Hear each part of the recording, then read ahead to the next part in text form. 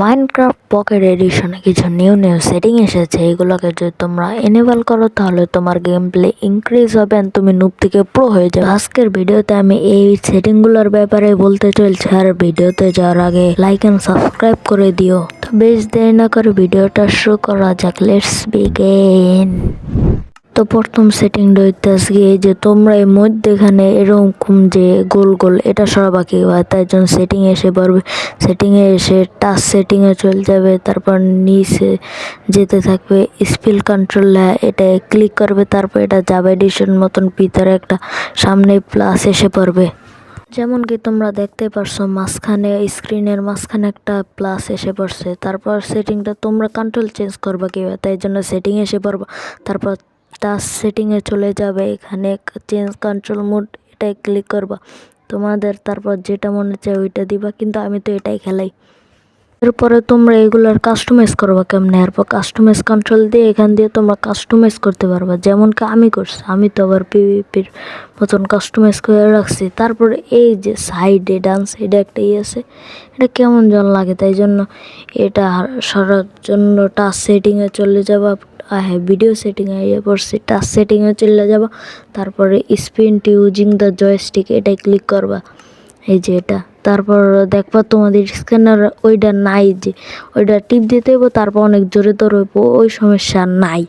এরপরের সেটিংটাতে আজকে তোমরা ক্যামেরা অ্যাঙ্গেল চেঞ্জ করবা কীভাবে, তাই জন্য সবার আগে টাচ সেটিংয়ে চলে যাবা। টাচ সেটিংয়ে যাওয়ার পর শো ক্যামেরা অপশন এটা ক্লিক করবা, তারপর উপরে একটা তোমাদের অপশন হিসেবে হচ্ছে চোখের মতন, এটা দিয়ে তোমাদের ইচ্ছে মতন তোমরা ক্যামেরা অ্যাঙ্গেল চেঞ্জ করতে পারবা, যেমন কি আমি করতে আসি। পর হইতে আজকে এই যে গ্রাস ব্লকের সাথে এটা করবো কেমন যাবে এডিশন, তাই জন্য সেটিংয়ে আইয়া ভিডিও সেটিংয়ে যাইয়া পড়বা। এই যে ভিডিও সেটিং আইয়া পড়ছি, হ্যাঁ ভিডিও সেটিং। তারপর স্ক্রল ডাউন করতে থাকবা যতক্ষণ পর্যন্ত আউটলাইন সিলেকশন না পাই। এই যে আউটলাইন সিলেকশন পেয়ে গেছে, এটা অন করে দিবা, অফ থাকবো। এরপর এটা অন করে দেবা, তারপর দেখবা যাবে এডিশনের মতন পাঁচটি একটু কালা কালা। ও তোমরা তো দেখতেই পারছো এই যে একটু ব্ল্যাক এরকম দেখছো।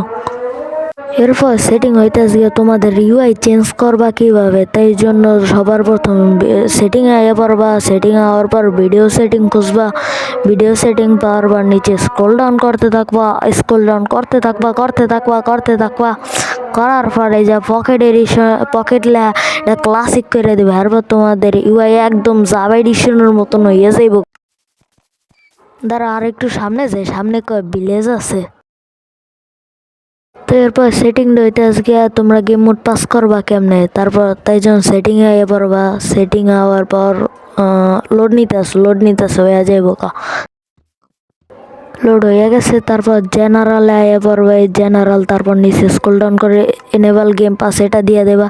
এরপর তোমাদের গেম পাস হয়ে যাবে। যে সময় তোমরা খুলবা মেনু, এই যে যেমন কি আমি যে লাভ দিমু এই ওপেন করে গেম পাস হয়ে গেছে এরপর সেটিংটা হইতেছে গিয়ে যে তোমরা যদি তোমাদের কোনো এনচেন্টমেন্ট শর্ট বা কিছু থাকে, এটা কিন্তু পিপি করার সময় অনেক ডিস্টার্ব হয়। আমার কিন্তু না এনচেন্টমেন্ট করা, একটু ব্ল্যাক স্ক্রিন দেখাচ্ছে, এইটা সরাবা কীভাবে, তাই জন্য সেটিংয়ে আই পারবা।